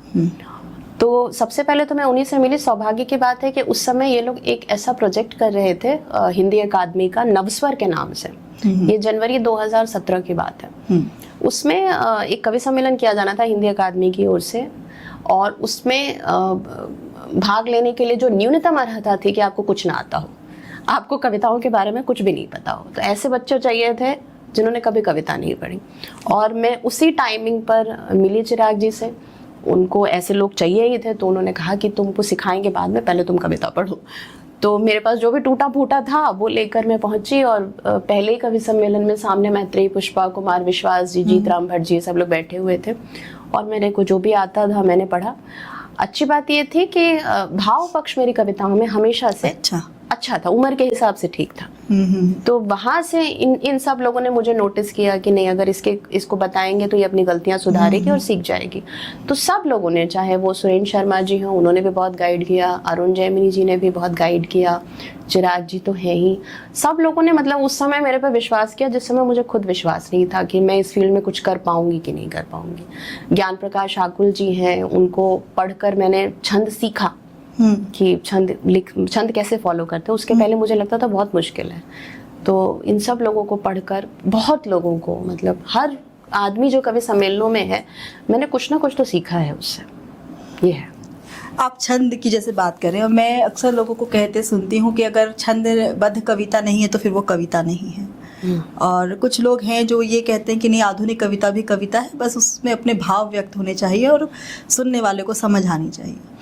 आपका क्या मानना है? मैं कुछ समय पहले तक आपसे बिल्कुल सहमत होती थी। मैं सचमुच शुरू में, क्योंकि मैं गीत लिखती थी, तो मुझे लगता था कि ये फ्री वर्स पोएट्री छंदबद्ध के कंपैरिजन में कुछ नहीं है, छंद मुक्त और मुक्त छंद जैसा कुछ भी नहीं है। ये तो बस आज के लोगों को शौक है कि कुछ लिखना है, उसको कविता कह देना है, तो ऐसे हैं। लेकिन जब मैंने सचमुच कुछ अच्छे कवियों को पढ़ा, जैसे विनय विश्वास जी को पढ़ा, अच्छा, हाँ। और भी कुछ अच्छे फ्री वर्स के पोइट्स को पढ़ा, तो मैंने पाया कि वो ज़्यादा मुश्किल काम है। गीत में तो आपके पास एक लय है, एक मीटर है, तुकांत है, जो अगर आप भाव नहीं भी पहुंचा पा रहे हैं तो वो इतना अच्छा लगता है सुनने में कि लोग सुन लेते हैं, भले ही आप तक ना पहुंचे, वो कर्णप्रिय है। बिल्कुल, आप बहुत अच्छा गा रहे हैं, आपकी अदायगी ऐसी है कि शब्द तक वो लेट पहुंचते हैं और उसको वो एंजॉय कर लेते हैं। लेकिन अगर छंदमुक्त कविता है या मुक्त छंद की कविता है, अगर उसमें भाव नहीं है और एक शब्द भी फालतू है, तो आपकी कविता को अच्छा जो श्रोता होगा वो तो कविता नहीं मानेगा। तो ये चीज़ मुझे समझने में बहुत देर लगी, और आज भी मैं मानती हूँ कि कविता की जितनी भी विधाएं हैं, सबसे मुश्किल काम है फ्री वर्स पोएट्री लिखना। आपको सिवाय भाव के कुछ नहीं मिलता है, बिल्कुल एकदम जिसको बोलते हैं ना, तलवार पर चलने वाला काम है। तो बहुत मुश्किल काम है, और अगर अच्छे से वो हो जाए, मतलब लिखा जाए, तो उससे बढ़िया कुछ नहीं है। अभी जो नए बच्चे, जो नई जनरेशन आ रही है, उन्हें क्या सलाह देना चाहेंगे कि अगर आप ये सोच मंच की तरफ अगर आ रहे हैं तो उन्हें क्या, जो उनके दायित्व हैं मंच की तरफ, और या उन्हें क्या सावधानियां रखनी चाहिए? मैं तो क्या ही सलाह दूँ। मैं हमेशा एक चीज़ कहती हूँ कि मैं तो इसी चीज़ से बड़ी खुश होती हूँ कि इतने सारे लोग कविता लिख रहे हैं। आज के समय में लोग इतना ज़्यादा डिप्रेशन में हैं, किसी के साथ क्या क्या हो जाता है, बहुत सारे लोग सुसाइड कर लेते हैं, बहुत सारे लोग ज़िंदगी से हार जाते हैं। ऐसे में अगर आप कविता लिख रहे हैं तो आपके पास एक माध्यम है अपनी बात को कागज़ पे उतारने का, कुछ हल्का तो आपका बोझ हो जाएगा लिखकर और लोगों तक पहुंचाकर। तो मैं कविता को तो कभी जज नहीं करती हूँ। किसी भी फॉर्म में अगर लिखा जा रहा है तो बहुत अच्छा है। अगर आप प्रोफेशनली चाहते हैं, बहुत सीरियसली चाहते हैं कविता या कवि सम्मेलनों के बारे में सोचना, तो मैं यही कहूँगी कि जानबूझकर प्रयास मत करिए लिखने का। कविता को अपने आप घटित होने दीजिए। जैसे मुझे नहीं याद कि मैंने आखिरी गीत पीछे कब लिखा था, तो कविता अपने आप होने दीजिए, उसको स्वतः अवतरित होने दीजिए। और जितने भी लोग बड़े कवि बने हैं, जितने भी लोग अच्छे कवि हैं, जिन्होंने भी कविता के क्षेत्र में नाम किया है, वो सारे के सारे एक्सीडेंटल पोइट्स हैं। कोई भी ये तय करके नहीं आया कि अब तो मैं चल रहा हूँ, अब आज से मैं कवि बनूंगा। तो आप इस बात को ऐसे समझिए कि आपको अगर एक्टिंग सीखनी है तो आप national school of drama join कर सकते हैं। आपको गायकी सीखनी है तो आप किसी अच्छे गायक को आप संपर्क कर सकते हैं। लेकिन कविता सीखने के लिए कोई भी स्कूल नहीं है, कोई भी इंस्टीट्यूशन नहीं है, क्योंकि कविता मन की आवाज़ है। कविता जो है वो भावों का पक्ष है, भावों की बात है। वो अगर आपके अंदर है तो है, नहीं है तो उसको महसूस करने का कोई भी साधन नहीं है। पेड़ से एक पत्ता टूटकर गिर रहा है, आपके अंदर कवि है तो आप उसकी पीड़ा को महसूस कर पाएंगे, आप उस पर कविता लिख पाएंगे। अगर आप सामान्य मनुष्य हैं, आपके अंदर वो इंटेंसिटी नहीं है संवेदना की, तो आप उस दृश्य को देखेंगे और आगे निकल जाएंगे। तो कविता लिखना जानबूझकर तो संभव ही नहीं है। आपने भी कहा कि अगर एक्टिंग सीखनी है तो आप NSD चले जाइए, हाँ। या कुछ और कोई और प्रोफेशन है तो आप, हाँ, इवन आर्ट के फील्ड में भी ट्रेनिंग सेंटर्स हैं। बिल्कुल, हाँ। कविताओं के लिए क्यों नहीं हो? यही तो कारण है, मैं बता रही हूँ ना। देखिए, जो चीज़ फीलिंग से जन्म ले रही है, वो आपको सिखाई नहीं जा सकती। जैसे मान लीजिए सड़क पे हम रोज जाते हैं, हम देखते हैं कोई भीख मांग रहा है, भिखारी, जरा सी बच्ची भीख मांग रही है, किसी को चोट लगी हुई है, बहुत सारे लोग सड़क से गुजर रहे होते हैं, 2-4 होते हैं जो रुक कर उसको पूछते हैं कि बेटा तुम्हें भूख लगी है क्या, उसको पैसे देते हैं या कुछ भी। तो ये चीज़ केवल फील की बात है। अगर आप फील कर पा रहे हैं तो आप उस चीज़ को शब्द दे पाएंगे, नहीं कर पा रहे हैं तो नहीं दे पाएंगे। अब आपके हृदय को महसूस करना कैसे सिखाया जा सकता है ना। एक ही चीज़ आपको अच्छी लग सकती है, मुझे नहीं अच्छी लग सकती है, तो हम जैसा महसूस करेंगे वैसा ही उसको इंटरप्रेट करेंगे। तो महसूस करना नहीं सिखाया जा सकता। अभी आपने कहा कि मुझे लिखना तो अच्छा लगता था, हाँ। लेकिन लिखा कैसे जाता है नहीं मालूम था। हाँ। जब आपको अच्छे कवियों की संगति मिली तब उन्होंने आपका मार्गदर्शन किया। तो ऐसे ही बहुत सारे बच्चे भी हैं, उनके लिए क्या नहीं लगता कि हमें कुछ ऐसी व्यवस्था करनी चाहिए? नहीं, उन्होंने देखिए 2 चीजें होती हैं कविता में, एक होता है भाव पक्ष, दूसरा होता है कला पक्ष। भाव पक्ष का मतलब है कि आपके दिमाग में कोई विचार कौंधा और आप उस पर कविता लिखना चाहते हैं। जैसे मसलन मैंने एक कविता लिखी बाल मजदूरी पे, तो मैंने किसी दिन कुछ महसूस किया, किसी बच्चे को गारा मिट्टी ढोते देखा, मुझे अच्छा नहीं लगा, मुझे लगा कि यार ये तो बड़ा, मुझे इस पे कुछ लिखना चाहिए। अब मैंने कुछ लिखा जिसमें भावनाएं तो हैं, जिसमें ये तो आ रहा है कि एक बच्चा बहुत परेशान है, क्या आप कहना चाह रही हैं, हाँ, वो दिख रहा है, वो तो दिख रहा है, लेकिन वो सुंदर नहीं लग रहा है, वो कविता जैसा नहीं लग रहा है। उसकी पहली पंक्ति में छंद नहीं फॉलो हो पा रहा है, पहली पंक्ति बड़ी है, दूसरी पंक्ति छोटी है, तीसरी पंक्ति और बाहर चली गई। लेकिन मैं जो कहना चाह रही हूँ वो बड़ी खूबसूरत सी कोई बात है, बड़ा खूबसूरत सा कोई एहसास है। तो मुझे जो लोग मिले उन्होंने कला पक्ष मेरा सुधारा। उन्होंने मुझे बताया कि मोती के साथ रोटी का तुकांत आएगा, मोती के साथ कुछ और नहीं आएगा, मतलब कुछ भी XYZ। उन्होंने मुझे बताया कि इसके साथ ये 2 वर्णीय तुकांत है, इसके साथ 2 वर्णीय तुकांत ही लेना। ये चीज उन्होंने मुझे बताई, लेकिन ये चीज मेरे दिमाग में आई कि यहाँ मोती लगाना है, यहाँ रोटी लगाना है। अब वो गलत हो सकता है, लेकिन ये सोचा तो मैंने ना। तो इसलिए कला मतलब कविता लिखना इसीलिए नहीं सिखाया जा सकता है कि उसके लिए पहली चीज जो है वो है आपका भाव पक्ष अच्छा होना। वो नैसर्गिक है, वो ईश्वर ने जिसको दिया है उसको दिया है, जिसको नहीं दिया है नहीं दिया। अगर आपको दिया है तो आप बिल्कुल 100% कविता लिखना सीख सकते हैं, नहीं दिया है तो आप कुछ नहीं कर सकते। व्यक्तित्व का एक हिस्सा देखा जिसमें मैंने आपको बहुत भावुक देखा है। अच्छा। एक कविताओं की छोटी छोटी पंक्तियों पे भी आंसू आते आंखों में देखा है। हाँ, तो आप वास्तव में इतनी भावुक हैं या क्या लगता है कि कौन सा क्वेश्चन ज़्यादा है आपके अंदर, भावुकता का क्वेश्चन ज़्यादा है या प्रैक्टिकल ज़्यादा है? नहीं, मैं भावुक तो हूँ, निश्चित रूप से भावुक हूँ। मैं बड़ी जल्दी फील कर पाती हूँ चीज़ों को, बहुत जल्दी मतलब हर्ट हो जाती हूँ, दूसरों के लिए भी बहुत जल्दी बुरा फील करती हूँ, अपने लिए भी बहुत जल्दी बुरा फील करती हूँ। शायद इसीलिए तो कविता हाँ, तो मैं एक्स्ट्रा तो सेंसिटिव तो हूँ। हाँ बिल्कुल, जो बड़ी मतलब मुझे ये चीज़ तो जब मैं लिखने लगी तो मुझे समझ में आया, बट मैं फिल्में देखते हुए रो देती थी और मेरी सहेलियाँ मेरा मजाक उड़ाती थी कि इस सीन पे भी कोई रो सकता है, इसमें तो कुछ है ही नहीं। तो जैसे मैं आपको एक घटना बताऊँ, मैं जब फर्स्ट टाइम हॉस्टल पढ़ने गई इलाहाबाद, मेरा पहला दिन था वहाँ पर और एक फिल्म आ रही थी उस दिन, हम साथ साथ हैं। कितनी अच्छी फिल्म है वो, फैमिली। अब वो सब लोग बैठ के कॉमन हॉल में देख रहे थे, मैं वहाँ गई और मुझे सीधे कॉमन हॉल में ले जाएगा कि चलो चलो वहाँ पे शाम को असेंबली सी होती है, सबको जाना है। तो मैं वहाँ गई और वहाँ पे वो सीन आ रहा था जिसमें तब्बू घर छोड़कर जा रही होती है विदाई वाला। हाँ, अपने हस्बैंड के साथ। नहीं, उसको घर से जब निकाल देते हैं, बोलते हैं तुम गाँव जाके रहो, तो वो हस्बैंड वाइफ जा रहे होते हैं। एंड वो मैं कनेक्ट इसलिए कर पाई क्योंकि मैं उसी दिन घर छोड़कर आई थी और मैंने रोना शुरू किया और मैं जो रोई कि मेरी हफ्ते 10 दिन तक तो किसी ने कोई रैगिंग ही नहीं ली कि भाई उसको माफ करो, इससे दूर रहो, ये रो रो के इतना बखेड़ा खड़ा कर देंगे कि हम फंस जाएंगे। तो आई तो और भी लड़कियां थी उस दिन, किसी को इतना फील नहीं हुआ, बहुत सारी लड़कियां आई थी उस दिन, फर्स्ट डे बहुत लोगों का था, लेकिन मैं वो दोनों सिचुएशंस कनेक्ट कर पाई। तो ये ईश्वर प्रदत्त है। ऐसा आदमी कविता लिख सकता है जिसको लग रहा है हाँ ठीक है, घर से आ गए हैं, 3 साल पढ़ लेंगे चले जाएंगे, क्या है, तो वो नहीं लिख पाएगा। कोई ऐसी मंच की कोई एक्सपीरियंस शेयर करना चाहेंगे जो लगा हो कि मैंने एक्सपेक्ट नहीं किया था और ये हुआ, चाहे वो किसी फैन से रिलेटेड हो या मंच पर ही कुछ कोई अलग सा अनुभव हुआ हो आपको? जो कुछ होते हैं जो याद रह जाते हैं। हाँ, बिल्कुल, बहुत सारे, लगभग तो हर मंच में ही होते हैं। एक बार मेरे साथ ऐसा हुआ कि मुझे साड़ियाँ पहनने का बहुत शौक है, तो मैं साड़ियाँ ही पहनती हूँ ज़्यादातर, और बहुत मन से पहनती हूँ। अब मुझे नहीं पता कि लोग भी ये चीज़ बहुत नोटिस करते, क्योंकि मेरी तो सामान्य चीज़ है। लेकिन कवियत्री ज्यादातर साड़ियाँ ही पहनती हैं, बट मंच का भी अपना एक मैं मंच से इतर भी जहाँ मुझे मौका मिलता है, अच्छा, मैं वहाँ भी कोशिश करती हूँ कि मैं साड़ियाँ ही पहनूं। और मतलब एक होता है ना कि लोगों को दिखता है कि आप क्या दिखाना चाह रहे हो अपनी पोस्ट में, उसमें तो मैं अपनी साड़ियाँ फ्लॉन्ट करती हुई अपनी फोटोज डालती थी और फिर पंक्तियाँ लिखती थी, तो लोगों को सब समझ में आता है। तो लेटर ऑन धीरे धीरे ये चीज़ ऑडियंस ने भी नोटिस करनी शुरू हुई।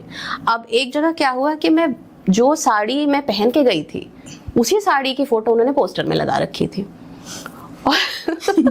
और सामने से एक बंदा आया कार्यक्रम खत्म होने के बाद, और पहले तो उसने कहा कि आप बहुत अच्छा पढ़ती हैं, क्या सुंदर गीत पढ़ा आपने, ये बताइए आपको साड़ियों का तो बहुत शौक है, आपने सेम साड़ी क्यों पहनी है। अब मुझे अंदर से इतनी ज़्यादा शर्मिंदगी भी महसूस हो रही थी, गुस्सा भी आ रहा था कि भाई तूने नोटिस कर भी लिया तो कहने की क्या ज़रूरत थी, मुझे क्या पता था कि ये पोस्टर पर यही फ़ोटो लगाने वाले हैं। तो मैं वहाँ पे बिल्कुल एकदम झेप सी गई और समहाउ मैंने वो मोमेंट हैंडल किया। ऐसे ही एक बार मैं मुंबई में थी एक कवि सम्मेलन में, वो मेरा दिल्ली से बाहर का पहला कवि सम्मेलन था, मुझे ज़्यादा समय नहीं हुआ था। तो मैं गई वहाँ, हमने परफॉर्म कर लिया, और वहाँ पर बहुत बड़े बड़े कवि, दिनेश बाबरा जी और आशकरण अटल जी, ये सब लोग हमारे साथ थे, बहुत बड़े नाम थे वो सब। जैसे ही प्रोग्राम खत्म हुआ, एक 18-20 साल का बच्चा आया और सबसे ऑटोग्राफ लेने लगा। मुझे उम्मीद नहीं थी कि वो मेरे तक भी आएगा, क्योंकि मुझे लगता था इसको पता होगा कि ये तो नहीं है, उसे क्या पता, उसने उन लोगों से लिया और मेरे आगे भी कर दिया। मैं इतनी घबरा गई कि मैंने उसके आगे अपनी डायरी कर दी कि तुम भी दे दो अपना ऑटोग्राफ। तो वो एक इंसिडेंट मुझे आज तक याद है कि वो बहुत वियर्ड सा माहौल हो गया था। मैं 1 मिनट को समझ ही नहीं पाई कि वो डायरी आगे करके वो ऑटोग्राफ मांग रहा है या नंबर मांग रहा है या वो क्या कर रहा है। तो उसने डायरी आगे करी तो मैंने भी उसके आगे अपनी डायरी कर दी। तो वो एक बड़ा वियर्ड सा मोमेंट था। तो ऐसी चीजें तो होती ही रहती हैं, बहुत बार होती हैं। आपका प्रिय कवि कौन है चिराग जी को छोड़कर? चिराग जी मेरे प्रिय कवि नहीं है। चिराग जी बिल्कुल भी मेरे प्रिय कवि नहीं है। बहुत सारे लोग हैं। मतलब आप अभी की बात कर रही हैं या पुराने कवियों कोई भी, कभी भी? हाँ, मैंने कविता लिखना शुरू जो किया वो तो मुझ पे जो प्रभाव था वो तो छायावाद युग का था। अच्छा। मुझे महादेवी वर्मा, हाँ, क्योंकि हमारे शायद पाठ्य पुस्तकों में भी उनका ही प्रभुत्व रहा है। हमने उनको पढ़ा है, हमने कामायनी 8वीं कक्षा में पढ़ी है, उसका अंश। तो मुझे उस सबसे पहली चीज जिसने मतलब अट्रैक्ट किया वो यही था कि आप पेड़ में मनुष्य को देख लो और झरने में आप वो जो मानवीकरण है प्रकृति का, उसने बहुत प्रभावित किया। तो मुझे निश्चित रूप से महादेवी वर्मा बहुत पसंद है। और अपनी पीड़ा पर अभिमान होना कि मैं रो तो रही हूँ लेकिन इसका एक अंश भी किसी को नहीं दूंगी, मैं इसको गीत बनाऊंगी, गाऊंगी, सारी दुनिया को बताऊंगी, लेकिन इसका श्रेय किसी को नहीं दूंगी कि इसकी वजह से मैं दुखी हूँ। ये मैंने उनकी कविताओं में देखा। तो मुझे वो उस समय में वो बहुत पसंद है। बाकी राम अवतार त्यागी जी बहुत अच्छे लगते हैं मुझे। बलबीर सिंह रंग जी के गीत बहुत अच्छे लगते हैं मुझे। अभी के कवियों की बात करें तो मंचीय प्रस्तुति के हिसाब से नीलोत्पल मृणाल बहुत अच्छे लगते हैं मुझे। गीत जिनके मैं पढ़ने की शौकीन हूँ, जब मेरा दिमाग बहुत खाली हो जाता है तो मैं ज्ञान प्रकाश शाकुल जी को पढ़ती हूँ। इति शिवहरे एक बच्ची है, बहुत अच्छा लिखती है।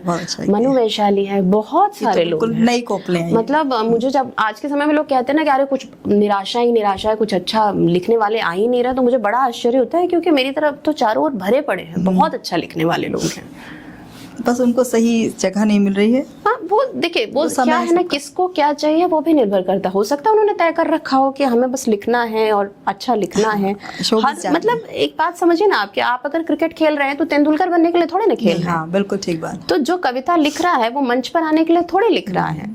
कविता आपको आपका बेहतर वर्जन बनाती है। आप अगर कवि हैं तो आप मुझे ऐसा लगता है कि आप जानबूझकर कभी किसी को जल्दी हर्ट नहीं करेंगे, क्योंकि आप दूसरे बाकी मनुष्यों से बेहतर मनुष्य होंगे। भावुकता भरी है। एक रैपिड फायर करें, छोटा सा, एक शब्द में जवाब देना है। अच्छा, ठीक है। प्रेम, चिराग जी। विवाह, चिराग जी। कविता, कविता तो रैपिड जैसा तो कुछ नहीं है, लेकिन मन। अकेलापन, अकेलापन खाना बनाना। अगर स्त्री, स्त्री प्रेम।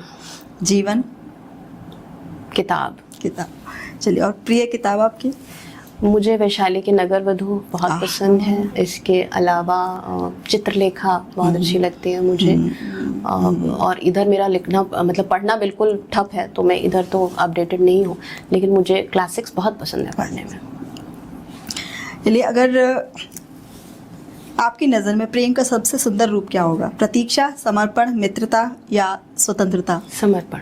समर्पण। आपकी कविताओं में भावुकता बहुत है, लेकिन कहीं पर भी कमज़ोर नहीं होती आपकी नायिका। वो अपने आप को ऐसे निरीह नहीं दिखाती है। क्या संवेदनशील होना और मजबूत होना दोनों साथ साथ चल सकता है? बिल्कुल चल सकता है। संवेदनशील आदमी ज़्यादा मजबूत होता है।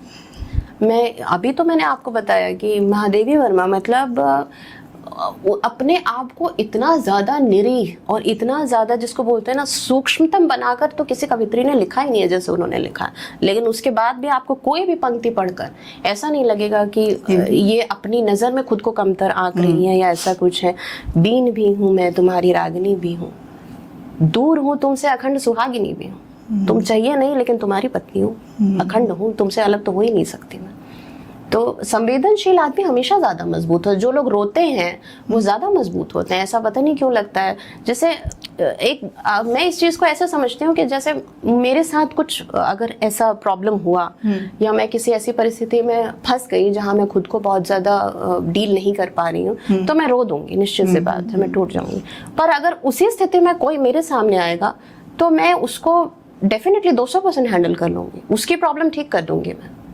तो संवेदनशील आदमी के साथ ये होता है कि अपने लिए तो हर कोई देखिए, अगर खुद पर मुसीबत आती है तो उसको लगता है कि बहुत बुरी तरीके से फंस गए और अब क्या होगा, कैसे होगा। वो एक टाइम सबको चाहिए होता है उस सिचुएशन से निकलने के लिए। लेकिन मेरे सामने अगर कोई मेरा अपना आए वही समस्या लेके, तो मैं उसको 2 मिनट में सॉल्व कर दूंगी, अपने लिए नहीं कर पाती हूँ। तो ये मुझे लगता है। आपकी कविता एक श्रोता, उसमें पंक्तियां हैं कि जो एक कविता है वो श्रोता के बिना अधूरी है, उसमें ये बात आई है। तो क्या आपको लगता है कि ये बात मतलब कितना सही है कि कविता को अगर श्रोता नहीं मिलेगा तो क्या वो अधूरी ही है? ये चीज़ तो कविता के ही बारे में क्यों, हर चीज़ के बारे में ये है। आप देखिए ना, आप किसी को प्यास नहीं लगी है तो पानी कितना ही रखो, क्या ही फर्क पड़ता है ना। अगर धरती सूखी हुई नहीं है तो पानी का, बादल का मोल किसको पता होगा। तो ये तो पूरक है, आप कितना ही बढ़िया लिख लीजिए, सुनने वाला नहीं है तो बेकार है। अभी हम संवेदनशील होने की बात कर रहे हैं, तो क्या संवेदनशील होना या संवेदनशील व्यक्ति को ज़्यादा छला जाता है? ज़्यादा छला जाता है, हाँ बिल्कुल। मतलब मैं बहुत बृहद स्तर पर तो ये नहीं कह सकती, लेकिन व्यक्तिगत रूप से कह सकती हूँ कि अगर आप इमोशनल हैं तो लोगों के लिए आसान हो जाता है, आपका जो ऑरा है वो एक्सेस कर पाना आसान हो जाता है। खुश रहने और संतुष्ट रहने में कितना अंतर देखती हैं? अंतर तो है, मैं इस चीज़ से बिल्कुल भी मतलब सहमत नहीं हूँ कि जो है उसमें खुश रहिए, ऐसा तो बिल्कुल नहीं होता। आपको जो चाहिए होता है आप वो पाने की कोशिश करते हैं। संतुष्टि आपको कब कहाँ मिल जाती है वो आप खुद नहीं तय कर सकते। और जैसे लोग मुझसे कई बार कहते हैं कि आप तो बहुत अच्छा लिखती हैं, आपको तो यहाँ होना चाहिए, आपको तो वहाँ होना चाहिए। तो मैं उनसे यही कहती हूँ कि मैं जहाँ हूँ मैंने तो वहाँ भी पहुँचने की नहीं सोची थी। मैंने कभी नहीं सोचा था कि मतलब 7-8 साल के अंदर मुझे सुरेंद्र शर्मा और ये सब लोग मुझे जानेंगे, मैं इनके साथ उठ बैठ पाऊंगी। तो मैं इस लेवल पे खुश हूँ क्योंकि ये सब लोग मुझे जानते हैं। संतुष्ट नहीं हूँ। संतुष्ट इसलिए नहीं हूँ क्योंकि मैं अभी उतना अच्छा काम नहीं कर पा रही हूँ जितना मुझे लगता है कि मैं कर सकती हूँ। तो ये दोनों बातें अलग तो हैं। वापस से वहीं चलते हैं जहाँ से हमने शुरू किया था, आपकी इंजीनियरिंग पर। तो ऐसा क्या आपको लगता है कि इंजीनियरिंग के लिए जो जॉब है आपकी, उसने ऐसा क्या सिखाया जो आपको साहित्य नहीं सिखा सका? डिफरेंस सबसे बड़ा जो मुझे महसूस हुआ वो संतुष्टि का ही हुआ। जब मैं पढ़ती थी तो मुझे लगता था कि अब बस किसी तरह मैं मतलब इंजीनियरिंग में एडमिशन मिल जाए, वो मिल गया, वो कर लिया। उसके बाद मुझे लगा कि मैं ये तो मतलब अभी और आगे पढ़ना है तो और आगे पढ़ाई कर ली। फिर लगा कि यार गवर्नमेंट जॉब मिल जाए तो बहुत अच्छा, वो भी मिल गई। ट्विस्ट वहाँ आया जब मुझे नौकरी में अच्छी नौकरी मिली, अच्छी सैलरी मिली, अच्छी पोस्टिंग मिली, सब कुछ अच्छा मिला, काम वो नहीं मिला जो मैं करना चाहती थी। मैं क्योंकि बहुत अच्छी स्टूडेंट थी, बहुत अच्छी थी पढ़ाई में, अपने कॉलेज की टॉपर थी। और जब मैं एक आदमी दिमाग में परसेप्शन लेके चलता है कि मैं वहाँ जाऊँगी और मैं सेमीकंडक्टर्स के साथ काम करूँगी, मैंने तो ये पढ़ाई की, मैं रडार देखूँगी, मैं ये देखूँगी, अपने फील्ड पे काम करूँगी। वो चीज़ वहाँ मिली नहीं। वहाँ मुझे क्योंकि उन्होंने भी वो चीज़ नोटिस करी कि इसका कम्युनिकेशन स्किल बहुत अच्छा है, ये बात बहुत अच्छे से करती है, तो इसको हम मार्केटिंग में डाल देते हैं। तो मुझे जो वो काम दिया गया वो कहीं से भी मेरे पढ़ाई से मैच नहीं कर रहा था। वहां आकर, अब जो आपका सवाल इससे पहले था कि मैं खुश थी पर संतुष्ट नहीं थी। मुझे सैलरी मिल रही थी, मैं 9 से 5:30 बिजी थी, मेरे मतलब खानदान में सब लोग कि अरे मतलब 19 साल की हाँ, लेकिन अगर सोसाइटी पैरामीटर पे देखा जाए तो अब सफल हो चुकी थी। बिल्कुल मतलब लोग मुझे अप्रिशिएट करते थे, 19 साल की उम्र में सरकारी नौकरी मिल गई, क्या चाहिए ये वो फलाना ढिमाका, लेकिन मुझे अच्छा नहीं लगता था। तो वो जो खालीपन था उसने मुझे साहित्य की ओर डाइवर्ट किया। मुझे ऐसा लगा कि मुझे कुछ और करने की जरूरत है जिसमें मुझे खुशी मिल सके, मुझे संतुष्टि मिल सके। खुश तो मैं थी, संतुष्टि मिल सके, जो करके अच्छा लगे, जो करके आपको लगे कि यही करना है। इससे क्या मिल रहा है क्या नहीं पता, पर करना यही है। तो फिर मैं उधर से थोड़ा ऑफ रूट हुई, मैंने कवि सम्मेलनों की ओर रुख किया, और वहाँ पे मैं अभी ये बात बिल्कुल दावे से कह सकती हूँ कि मैं एक अच्छा कवि सम्मेलन करके आती हूँ वो, और मैं ऑफिस में कोई अच्छा प्रोजेक्ट कर लूँ वो, उन दोनों में ज़मीन आसमान का अंतर होता है। मुझे जो संतुष्टि यहाँ मिलती है वो वहाँ नहीं मिलती है। तो अगर कभी बहुत एक समय ऐसा आ गया कि अब तो चुनना ही है किसी एक को, रोज चुनना पड़ता है, अभी भी चुन रही हूँ कुछ तो आप नौकरी ही चुन रही हैं? हाँ, कुछ चीजें आपको नियति पर छोड़नी होती हैं। मैं जो जिस सिचुएशन में जो काम आराम से कर पाती हूँ वो मैं करती हूँ।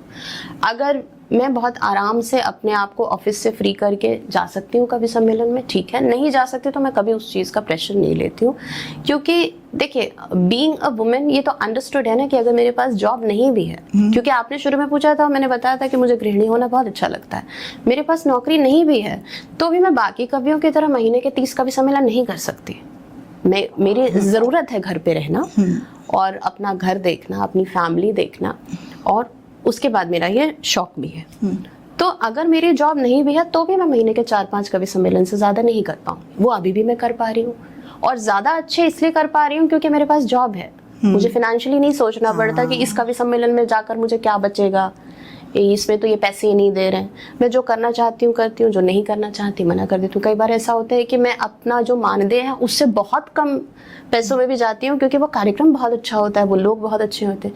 कई बार ऐसा होता है कि बहुत अच्छा मानदेय मिल रहा होता है लेकिन मुझे सूट नहीं कर रहा होता, तो मैं मना कर देती हूँ। वो टीम नहीं सूट कर रही होती कई बार, वो शेड्यूल नहीं सूट कर रहा होता कई बार, वो व्यस्तता मेरी अलग होती है। तो मैं अभी फिलहाल बहुत अच्छे से सब मतलब कर पा रही हूँ। जब नहीं कर पाएंगे तब देखेंगे। कामकाजी महिलाओं के लिए अभी भी ऐसा अनकहा संघर्ष आपको क्या लगता है कि है? तो महिला जब आपने कह दिया तो संघर्ष कहने की जरूरत ही नहीं है। आप दुनिया को कहीं से कहीं पहुंचा दीजिए, वो कभी सम्मेलनों में जाए, वो नॉर्मल नौकरी करे, वो घर में रहे 24 घंटे, तब भी उसका संघर्ष तो उसके साथ है। मैं उसको ग्लोरीफाई नहीं कर रही हूँ, मैं ये नहीं कह रही हूँ कि उसका एक मतलब उसको एडवांटेज दिया जाए, मैं ये नहीं कह रही हूँ। लेकिन एक सीधी सी बात है ना, आप देखिए, पहला कवि जो हुआ था वो महर्षि वाल्मीकि थे, वो 5वीं सदी की बात है। पहली कवित्री जो हुई वो ही मीराबाई, वो 16वीं शताब्दी की बात है। बीच में कितना बड़ा गैप है। तो जिसने काम लेट से शुरू किया वो लेट से वहां तक पहुंचेगा, है ना। तो वो टाइम तो आपको देना पड़ेगा। तो वो अभी जो हम कर रहे हैं, हम वो समय दे रहे हैं महिलाओं को, वो निकल रही हैं हर फील्ड में, अपनी उपस्थिति दर्ज करा रही हैं। आप इग्नोर नहीं कर सकते, आप पसंद करिए ना पसंद करिए, पर वो हर फील्ड में उनको जो ठीक लग रहा है कर रही हैं। और वो वक्त आएगा जब आपको इस बारे में बात करने की जरूरत नहीं पड़ेगी कि आप महिला हैं तो आपको कैसा लग रहा है। ये आएगा, बट उसमें समय लगेगा। अभी भी महिलाओं को अपने आप को साबित करने के लिए वर्क प्लेस पर जेंट्स से ज़्यादा मेहनत करनी पड़ती है।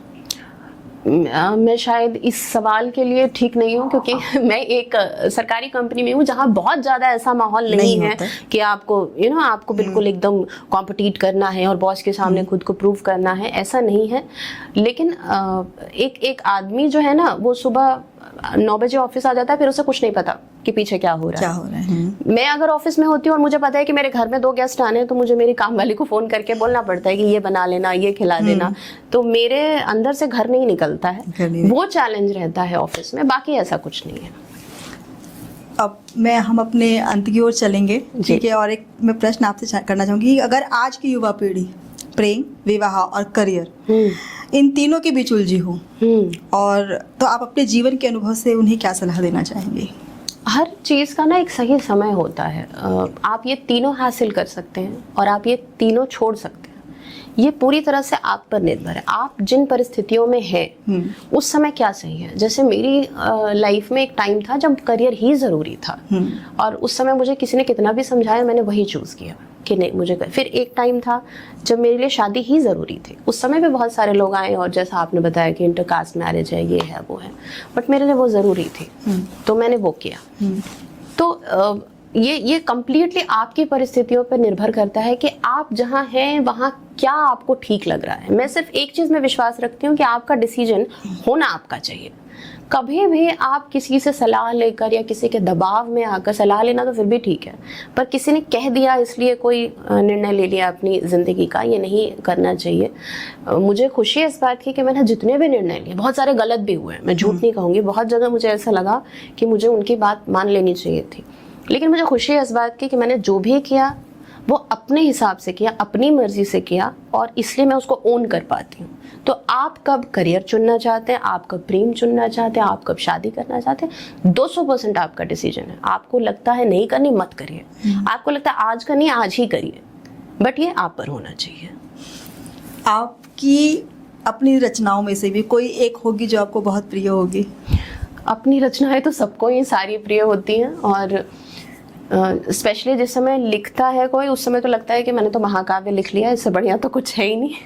2, 4, 6 दिन में उसका खुमार उतरता है, और फिर आपको लगता है कि कुछ नहीं हुआ है और पढ़ने की, सीखने की ज़रूरत है। तो मेरी तो सारी ही रचनाएं मुझे। फिर भी कोई एक अगर आप बताना चाहें कि इसको लिखने के बाद मुझे लगा था, जिससे आपने कहा कि 1-2 हैं जिन्हें मैंने अंडरलाइन करके रखा है, कि जो चाहती थी लिखना वो लिखा है मैंने, तो ऐसी एक गीत था, एक कुछ ऐसा, मतलब ऐसी चीज़ें तो आती रहती हैं, पॉलिटिकल बहुत सारी घटनाएं होती रहती हैं जिस पर मैंने बहुत लोगों को उतना खुलकर रिएक्ट करते नहीं देखा, तो उस समय मैंने एक गीत लिखा था, और वो गीत लिखकर मुझे 2-3 पंक्तियां अगर बताना चाहें।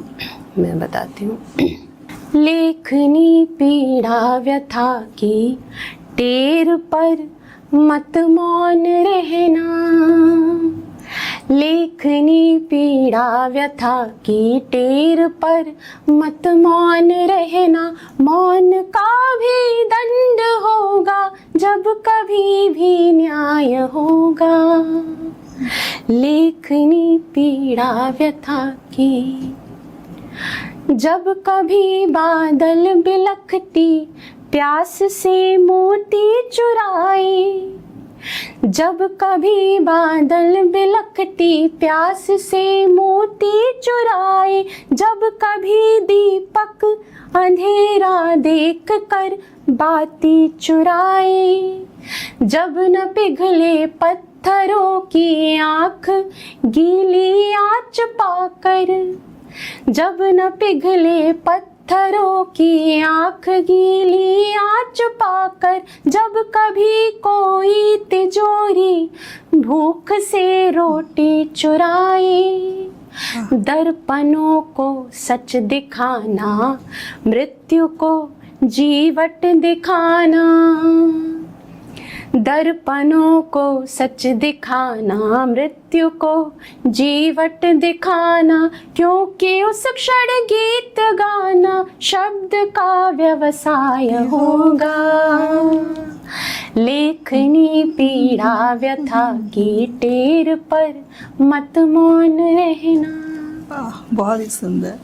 ये बहुत बहुत आभार आपका कि आप आई और हमसे बातचीत की, और मुझे पूरा विश्वास है कि जो महिलाएं बड़ा संघर्ष करती हैं कि मैं क्या चुनूं, उनके लिए आप एक मिसाल हैं, और वो इससे प्रेरणा लेंगी। बहुत शुक्रिया, मुझे भी बहुत अच्छा लगा यहाँ आकर और मन की बातें करके। बहुत आभार आपका।